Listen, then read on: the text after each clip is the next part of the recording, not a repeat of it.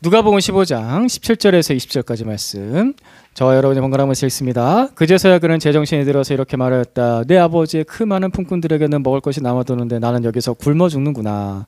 내가 일어나 아버지에게 돌아가서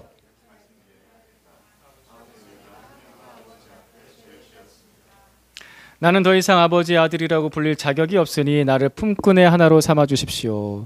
그는 일어나서 아버지에게로 갔다. 그가 아직도 먼 거리에 있는데 그의 아버지가 그를 보고 측은히 여겨서 달려가 그의 목을 껴안고 입을 맞추었다. 아멘. 하나님께서는 사랑이십니다. 하나님께서는 우리를 너무나 사랑하시죠. 하나님의 사랑은 우리에게 너무나 필요합니다. 그런데 왜 나는 하나님의 그 사랑을 자주 찾지 않을까요? 지난주에 하나님을 얼마나 자주 부르셨습니까? 하나님의 사랑을 얼마나 갈망하셨습니까? 하나님께서는 하나밖에 없는 친아들 예수 그리스도를 우리를 위해서 내어주시고 우리를 죄인을 원수를 하나님의 자녀로 삼아주셨습니다. 우리는 이 사실을 너무나 잘 알고 있죠. 그렇게 우리를 너무나 사랑하신다는 걸 압니다. 아는데 너무나 잘 아는데 그런데 왜 나는 그 하나님을 매일 부르지 않을까요? 매일매일 친근하게 아버지 하나님 부르면서 그 사랑을 누리지 못할까요? 누리지 않을까요? 왜 멀리 할까요? 왜 그런 것 같으세요?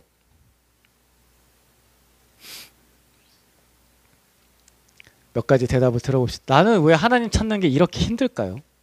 우리 먹고 살기 바빠서요. 또 왜 이렇게 기도가 안 되고 왜 이렇게 성경에 있는 게 왜 이렇게 힘들까요? 하나님을 생각하는 것 자체가 왜 이렇게 힘들까요? 다른 재미있는 게 많아서. 그렇죠?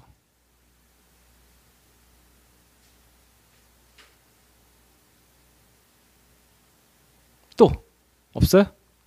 먹고 살기 바쁘고 다른 거 재밌는 게 많아서? 눈치를 보세요. 예. 아, 삶이 그냥 무난하니까.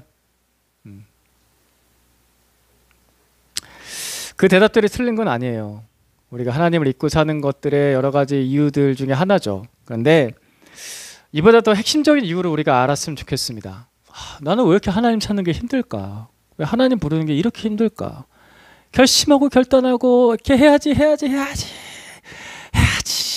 해가지고 겨우겨우 그걸 할까? 왜 그렇게 안 될까? 우리가 하나님의 사랑을 아는데 그 안다라는 것이 지식적으로 아는 것에 그칠 때가 참 많아요. 여기서 여기까지 안 내려오는 거예요. 가슴으로 안 내려와요. 가슴으로 경험한 게 너무 적어요. 없거나 적거나. 삶으로 하나님의 사랑을 진하게 경험한 게 너무 없어요. 부족해요. 그게 삶으로 경험한 게. 아버지 감사합니다. 사랑합니다. 그렇게 경험한 게 부족해요. 하나님은 살아계시다라는 것을 지식으로 아는 것보다 하나님을 진짜 나의 아버지로 느끼는 정이 있다면 아버지를 더 자주 부르지 않을까요? 아버지를 그리워하는 아빠라고 부르면서 너무나 보고 싶어하는 그 정이 있다면 더 자발적으로 더 자주 너무 기쁘게 하나님 아버지라고 부르지 않을까요? 그 정이 있다면, 가슴으로 느껴지는 정이 있다면. 우리가 죄인인 거는 변함없어요. 우리 죽을 때까지 죄인일 거예요. 그 죄의 습관이 완전히 사라지지 않아요. 거룩해지는 과정들이 있겠지만 죄의 습관이 완전히 사라지지 않는다고요. 근데 그것만으로 내가 하나님을 찾지 못한다고 하기에는 좀 그렇죠. 우리는 언제까지나 그럴 테니까, 이 땅에 사는 동안에는. 조금씩은 좋아져도 주님 나라 가야지 완벽해지잖아요. 정이 없어요. 정이. 하나님 아버지께 받은, 또 하나님 아버지를 향한 그 끈끈한 정이, 삶으로 경험된 정이 부족해요. 우리가 보통 하나님을 그렇게 느낄 때가 많아요. 이렇게 생각할 때가 많아요. 신이다. 맞아요. 하나님은 신이시죠. 온 땅 가운데, 천지 가운데, 온 우주 만물 가운데 유일한 신은 하나님밖에 없습니다. 나머지 신은 다 잡신이고 귀신이고 잡신이고, 진짜 참신은 하나님밖에 없습니다. 하나님은 신이시죠. 근데 사람이 하나님을 신으로만 알게 되면 하나님을 찾기가 어려워요. 사람에게 신이 필요합니다. 그래서 온갖 종교들이 있는 겁니다. 인류 역사에서 계속해서 있어왔던 종교는 사람에게는 신이 정말 필요하다는 것을 우리가 행동으로 증명한 거예요. 그 수천 년의 역사 가운데 어느 나라, 어느 민족 가운데, 어느 시대 가운데 종교가 없었던 나라, 어떤 민족 어디 있습니까? 미신부터 고등 종교까지 다 있죠. 사람에게는 신이 필요합니다. 그런데 또한 동시에 사람의 특징은 뭐냐면은 신을 필요로 하는데 신을 두려워해요. 그죠? 귀신 보신 적 있으세요? 보기 싫죠? 왜요? 무서우니까.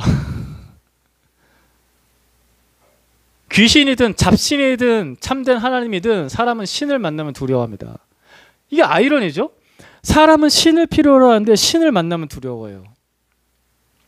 그래서 보통 종교의 사원, 사찰, 예배당 같은 건물들은 고대시대부터 좀 세속으로부터 좀 분리돼 있어요. 좀 멀리 떨어져 있죠. 우리나라만 해도 그래요. 사찰을 간다고 해봅시다. 사찰을 간다고 하면은 삼성역에 있는 보건사 빼고 뭐 그런 불교 그 사찰들이 많이 또 도시로 내려왔는데 보통 우리가 사찰을 간다고 하면은 먼 지방에 가요.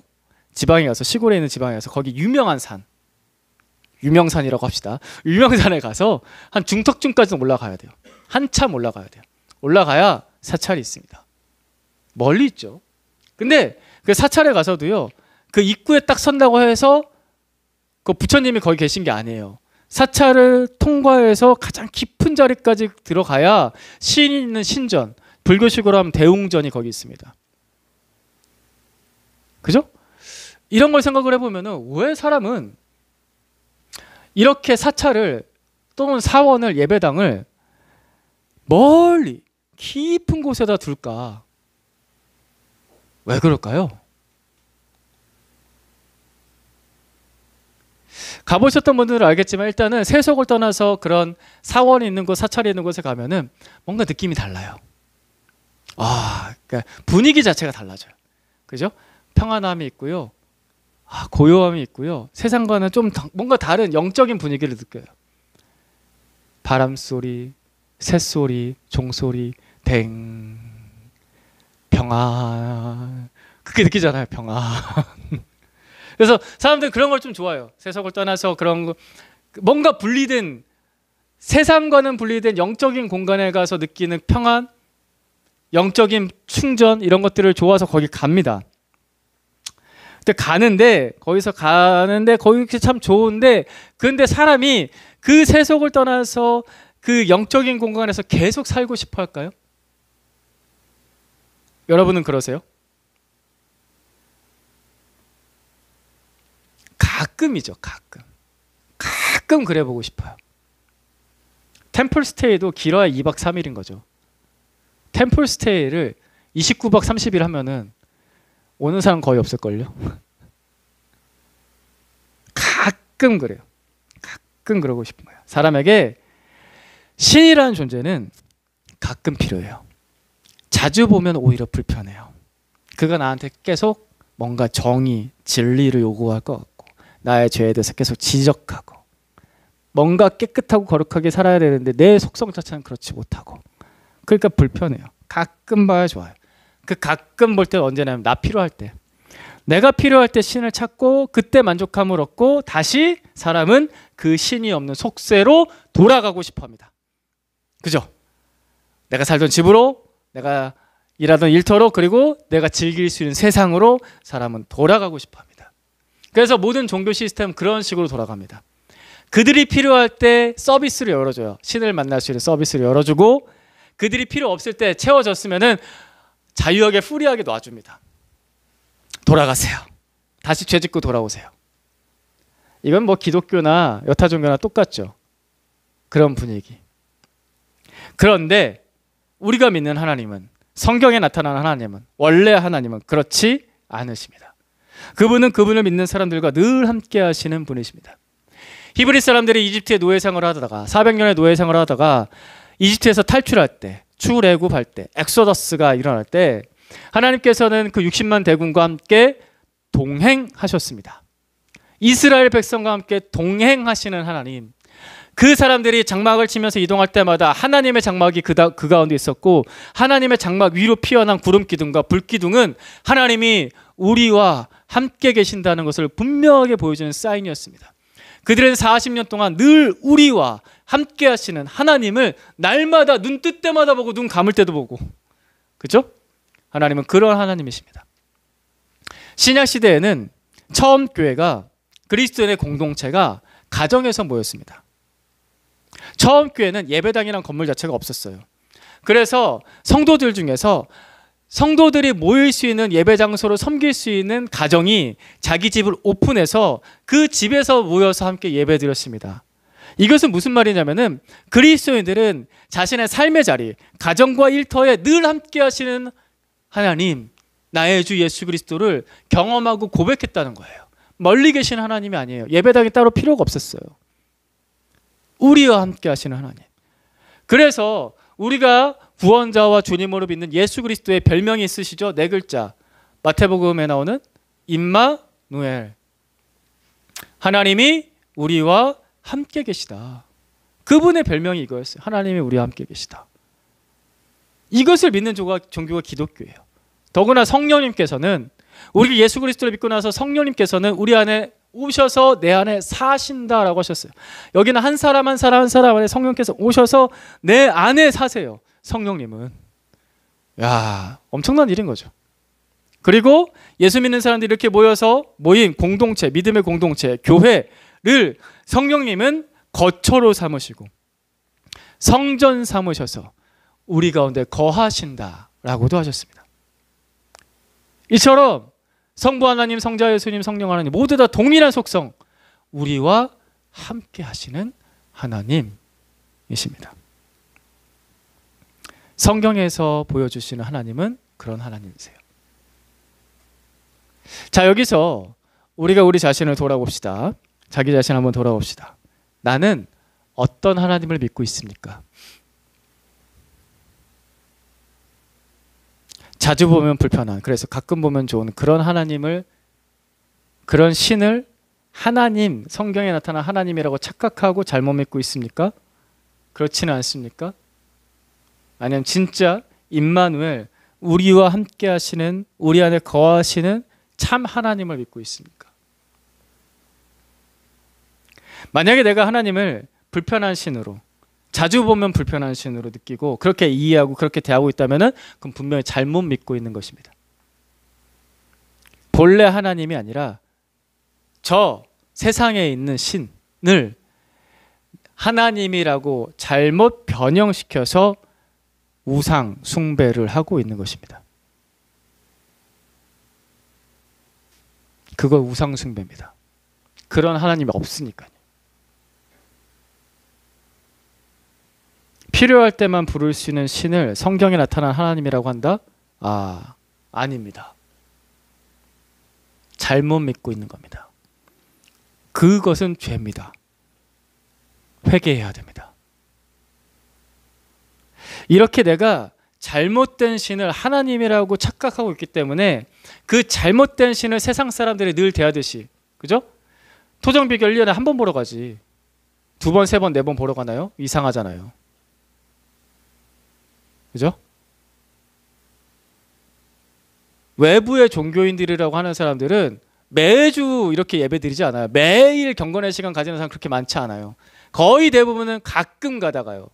그런 신을 하나님이라고 착각하면서, 그래서 내가 그런 신을 대하듯이, 잘못된 신을 대하듯이 그냥 자동적으로 그렇게 멀리 대하고 있는 거 아닙니까?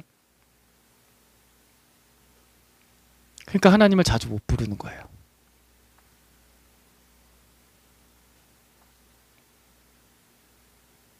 그래서 사람은 이렇게 하나님을 왜곡시켜서 변형시키고 우상숭배를 하고 잘못 믿기 때문에 예수님께서 우리에게 가르쳐 주시는 아버지 하나님을 자꾸 들어야 돼요. 우리가 성경을 읽고 묵상을 하는 이유가 여기 있어요. 내 나름의 하나님을 자꾸 만들면 안 돼요. 기독교인들도 다 코에 걸면 코걸이, 귀에 걸면 귀걸이식으로 하나님을 잘못 만들어요. 목사도 그런 실수 엄청 많이 하고요. 기독교인들도 그런 죄를 많이 지어요. 우리가 그런 죄를 많이 지어요. 예수님께서 하나님 아버지를 어떻게 가르쳐 주셨나, 그걸 자주 보고 묵상하고 그렇게 예수님을 통해서 하나님을 알아야 돼요.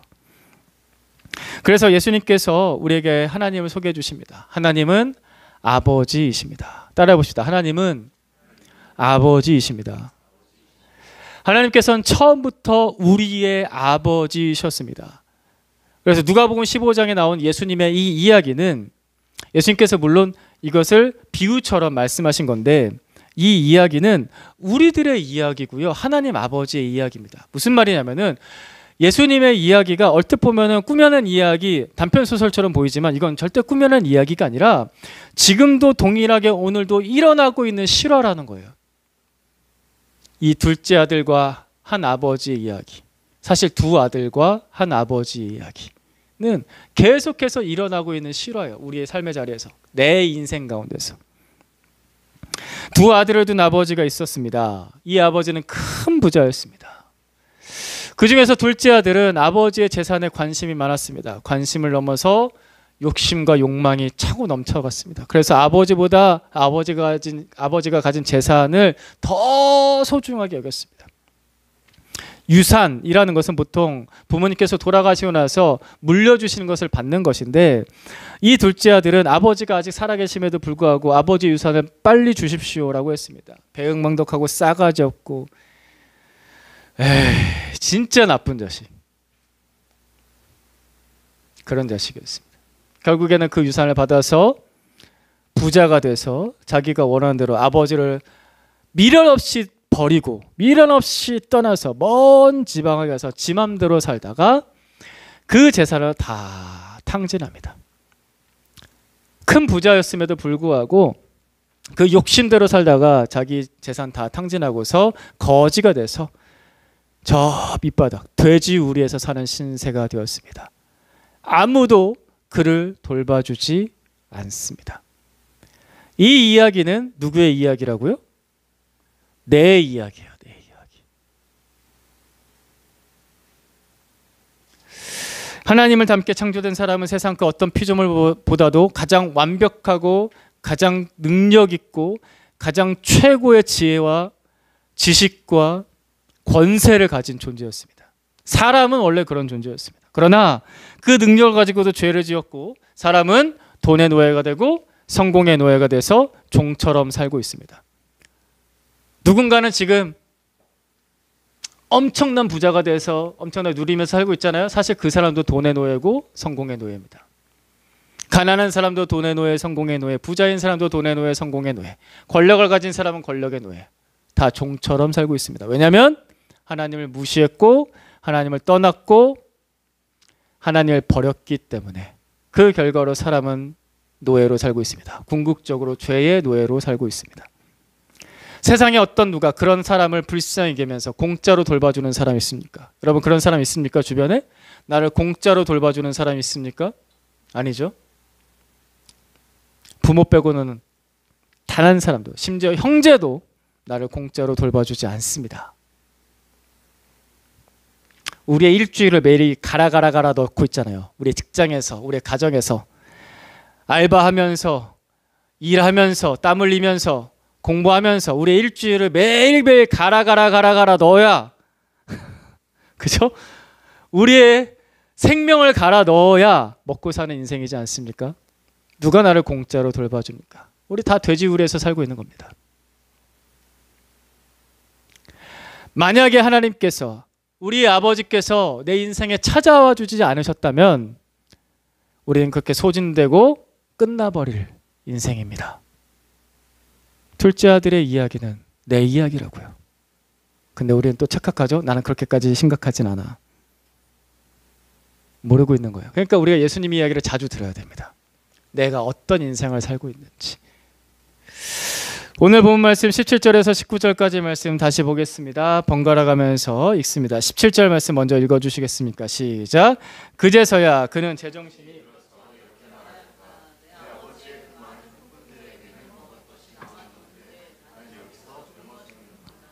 내가 일어나 아버지에게 돌아가서 이렇게 말씀드려야겠다. 아버지, 내가 하늘과 아버지 앞에 죄를 지었습니다. 나는 더 이상 아멘. 둘째 아들은 그 돼지우리에서 그 힘든 세상 속에서 아버지를 떠난 죄를 깨닫습니다. 그래서 이제 아버지께로 돌아가야 되는구나 라고 결심을 하고 회개를 하죠.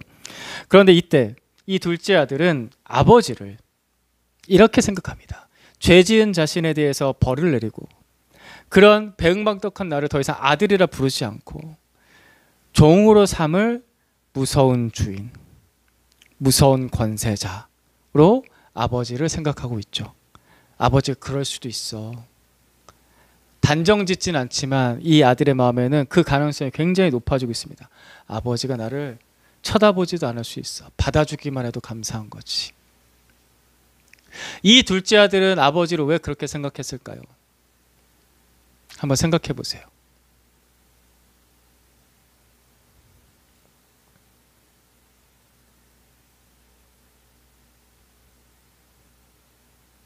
왜 그런 것 같으세요?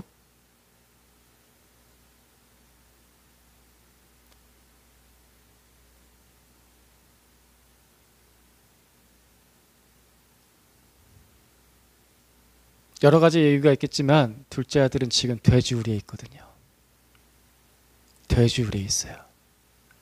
돼지우리에서 떠오르는 생각은 이 정도 생각밖에 안 돼요. 거기서 경험한 척박한 세상, 사랑 없는 세상, 무서운 세상에서 떠오르는 생각은 아버지도 그럴 수 있어. 우리가 세상 속에서 떠오르는 하나님은 이런 하나님일 수 있습니다. 무섭고 두렵고 벌 주고 내가 눈치 봐야 되고 돼지우리에 있으니까. 우리의 삶이 그러니까. 사람은 공간의 지배를 받습니다. 주변 환경의 지배를 받습니다. 생각도 그만큼만 합니다. 그죠? 우리가 돌아가려는 하나님은 어떤 분이실까요? 여러분이 돌아가려는 하나님은 어떤 분이십니까? 나의 죄를 무섭게 나무라고 벌 주는 그런 권세자, 그런 냉혹한 주인입니까? 아니면 나를 따뜻하게 안아주시는 아버지이십니까? 우리가 돌아가려는 하나님은 어떤 분이십니까? 자주 보면은 힘들고 불편하고 그런 두려운 신입니까? 아니면은 나를 아들, 딸이라고 불러주시는, 따뜻하게 안아주시는 아빠, 아버지이십니까?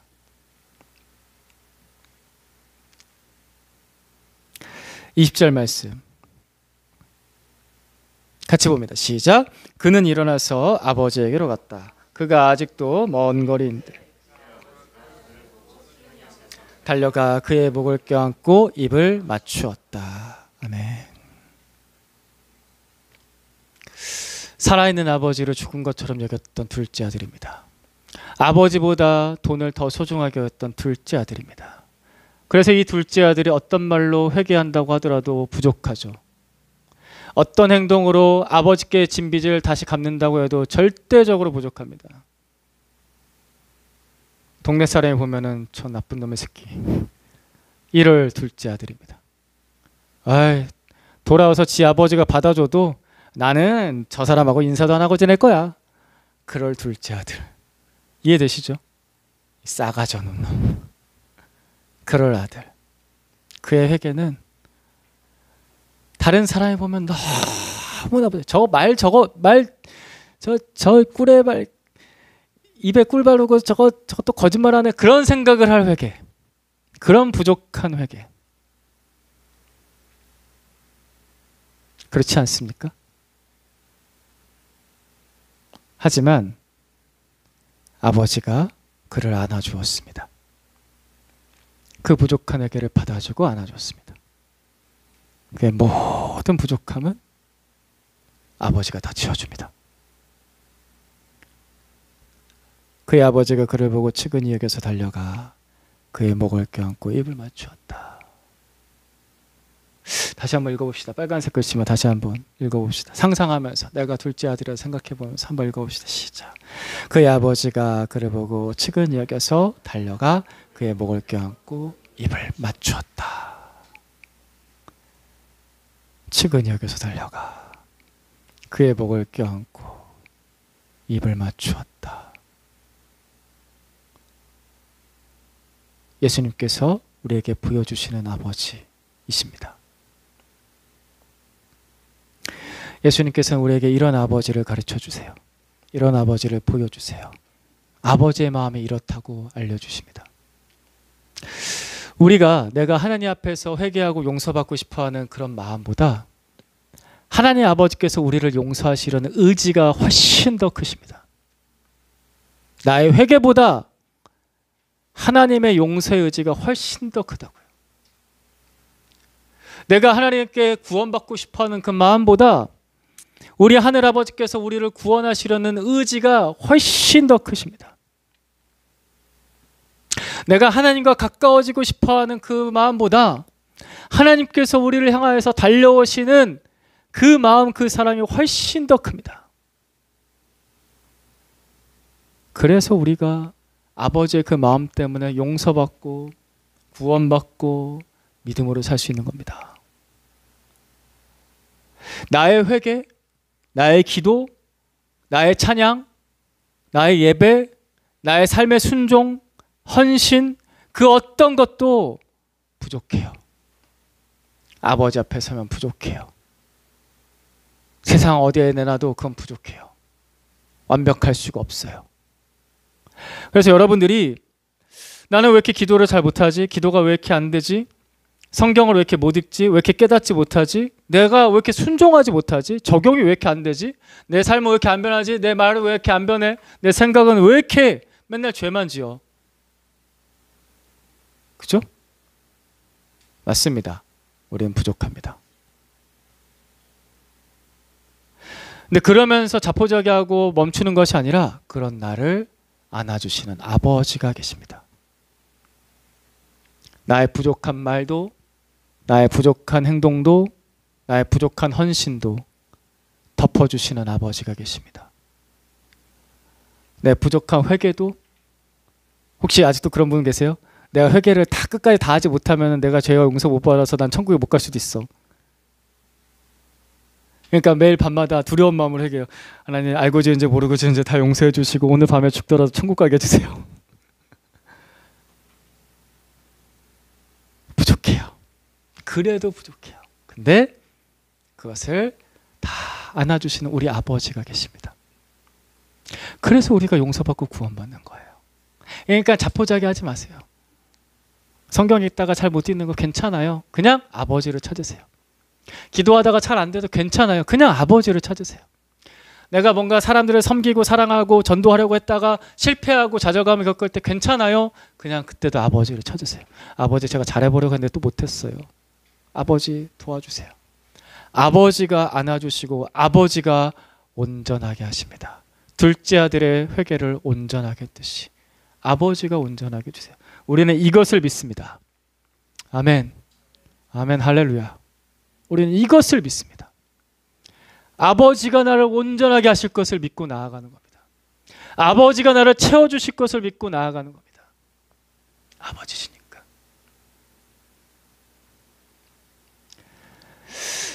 이것이 우리 하나님의 사랑입니다. 이 사랑을 우리가 삶으로 진하게 많이 경험하길 축복합니다. 그러니까 머리로만 하나님이 나를 사랑하셔가 아니라 나의 모든 부족한 모든 순간순간들을 아버지께서 채워주신 것을 삶으로 경험하길 축복합니다. 여러분 마음속에서, 여러분의 모든 시간들 속에서, 좌절 속에서 하나님 아버지께서 나를 채워주신 사랑을 많이 경험하길, 삶으로 경험하길, 가슴으로 경험하길 축복합니다. 하나님의 사랑을. 이러한 하나님의 사랑을 우리 한국인의 언어와 정서를 담아서 좀 다르게 표현하면은 아버지의 정이에요. 아버지의 정. 아버지의 정이 있어요. 나를 따뜻하게 안아주는 정이 있어요. 정이. 이론적으로 하나님은 나를 사랑하셔. 그게 아니라 그냥 언제나 나를 품어주시는 아버지의 정이 있다고요. 내 부끄러움을 다 덮어주는 그냥 아버지의 정이 있어요. 나를 그렇게 따뜻하게 바라봐 주시는 아버지의 정이 있어요. 내가 우물쭈물할 때 있잖아요. 나 또 왜 이래? 모르겠어. 못하겠어. 그렇게 우물쭈물할 때 나를 끌어당겨 주시는 아버지의 정이 있어요. 야, 이리 와. 괜찮아. 이리 와. 하는 아버지의 정이 있어요. 그것 때문에 우리가 여기 있는 거예요. 나를 끌어당겨 주셨으니까 오늘 여기 있는 거라고요. 그 정으로 살아요, 우리는.